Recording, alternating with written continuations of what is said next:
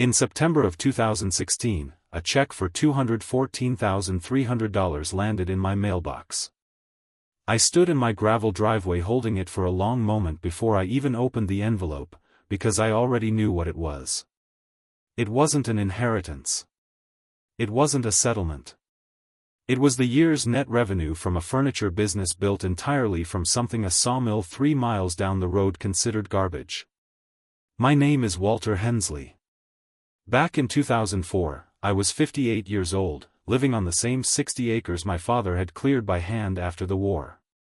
Red clay, rolling hills, a creek that ran along the eastern edge.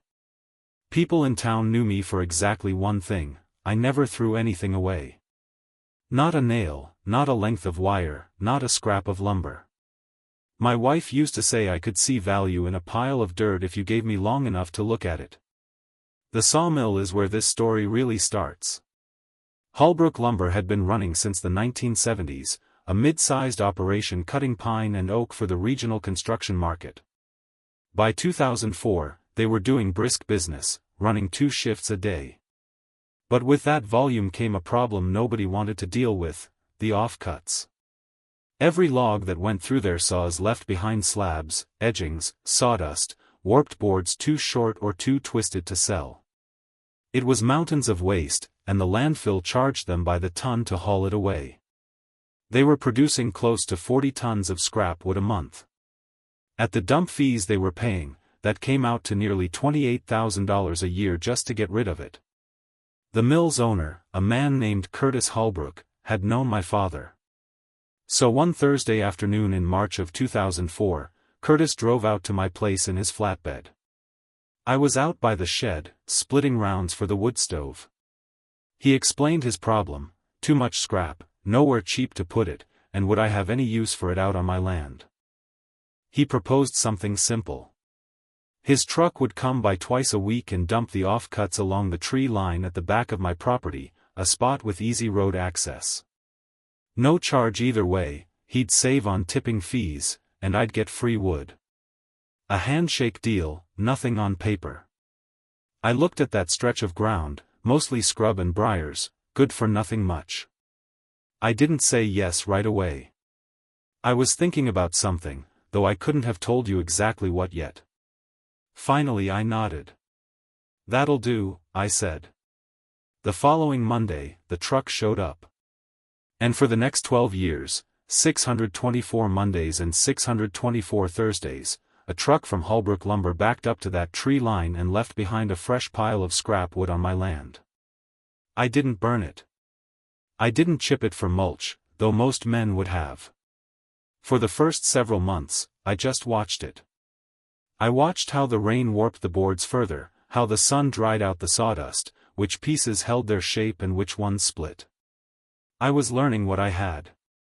Then, in November of 2004, I loaded my old Ford pickup and drove 200 miles to an estate auction, where I came home with a set of hand tools that had belonged to a retired cabinetmaker: chisels, hand planes, a full mortising kit.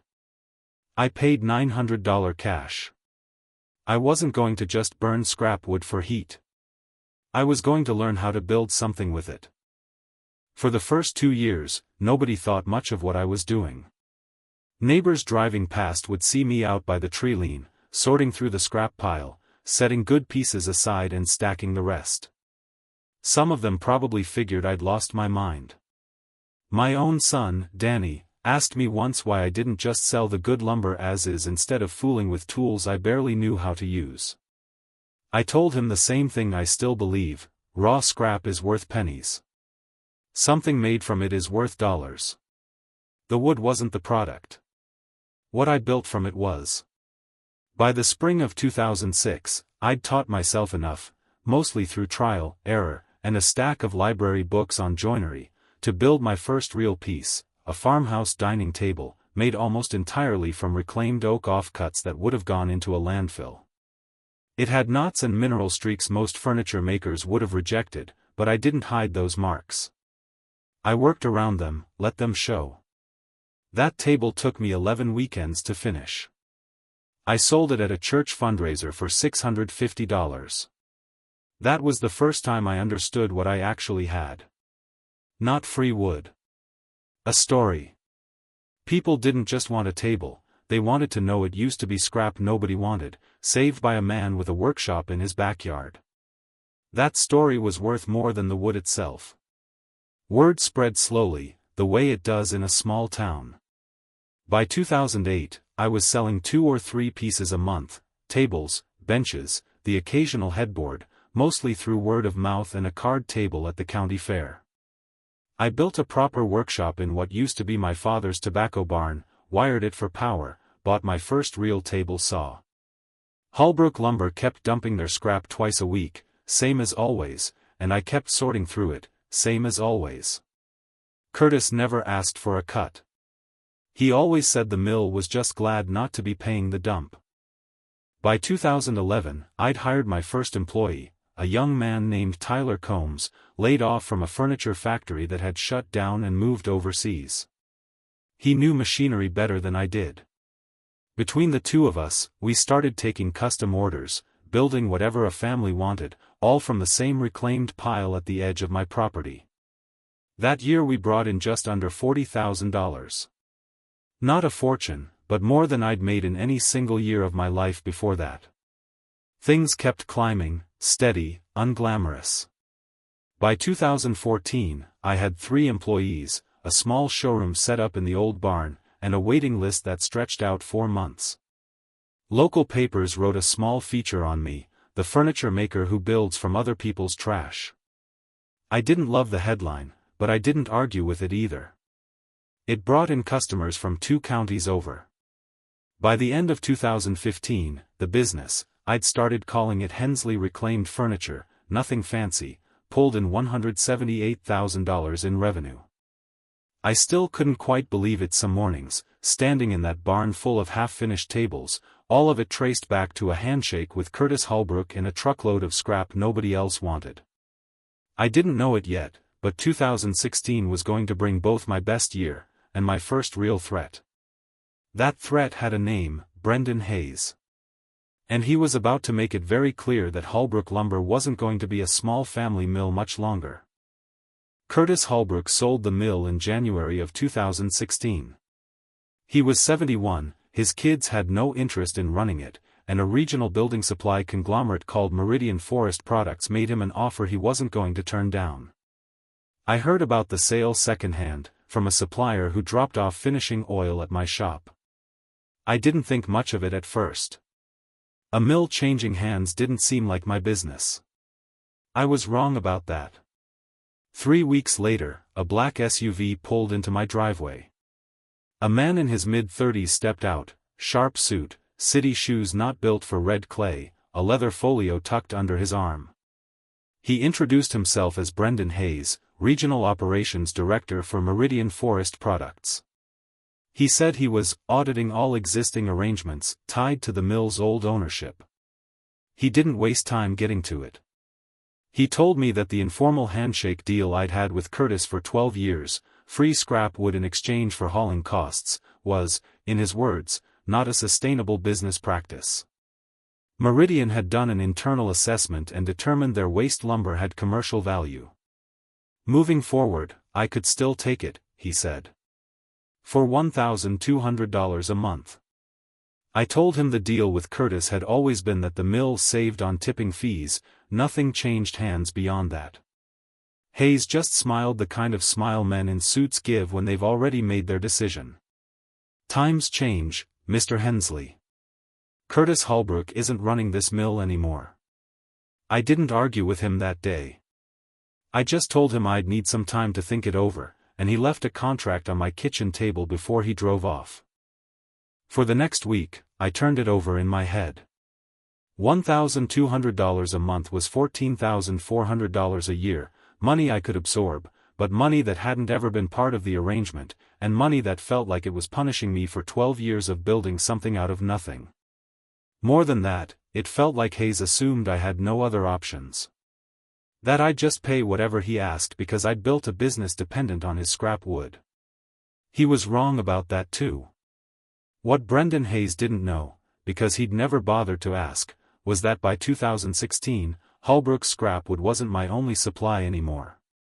2 years earlier, I'd quietly started picking up offcuts from two smaller mills on the other side of the county, mostly as insurance, mostly because Tyler had suggested it after we had a slow month when Holbrook's saws went down for repairs. I never told Curtis about it. Never saw the need to. I also happened to know something Meridian's accountants clearly hadn't accounted for. Scrap lumber isn't just scrap lumber under environmental hauling codes. Mixed wood waste that includes treated or painted material requires certified disposal, not just any landfill drop-off. Holbrook's mill only avoided that cost because their scrap was clean, untreated pine and oak, and because Curtis had a decades-old waiver from the county for agricultural reuse, a waiver tied to informal arrangements just like the one we'd had.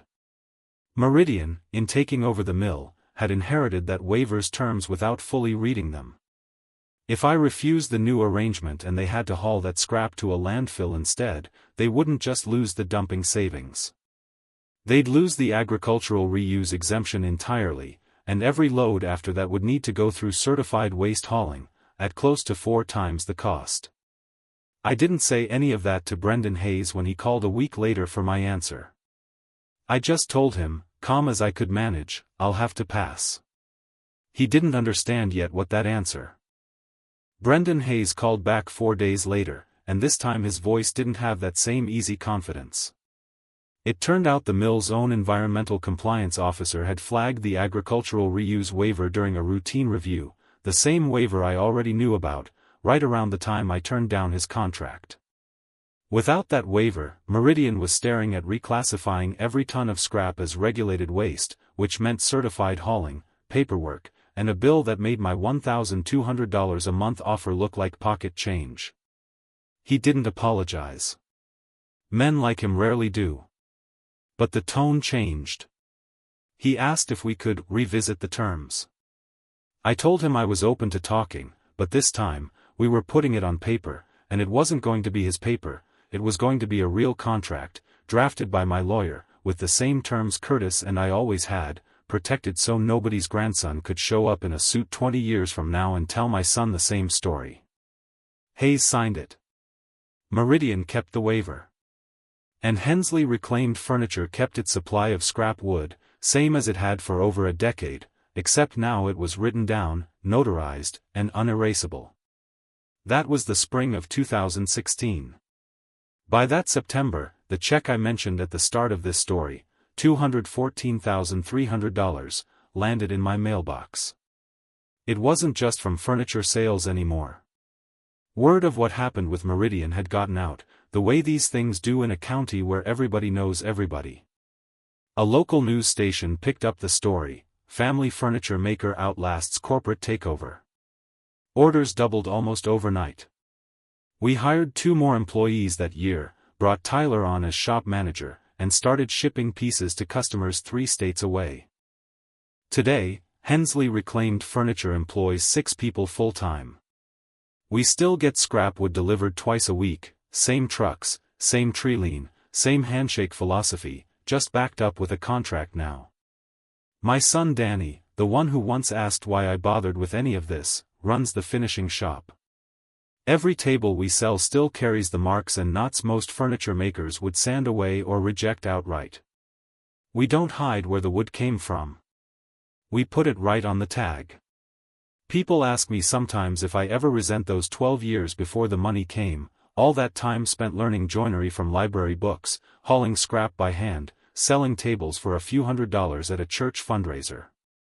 I don't. Those years weren't wasted time. They were the foundation. Brendan Hayes looked at my operation and saw an unprotected arrangement he could squeeze for a few $1,000s a month. What he didn't see was 12 years of patience, 12 years of learning what nobody else was willing to learn, and 12 years of quietly building something that couldn't be undone with a signature on a new contract. There are 2 kinds of value in this world. There's the kind you can measure on a balance sheet in a quarterly report, the kind Brendan Hayes was trained to see, the kind that treats a handshake as a loophole to close.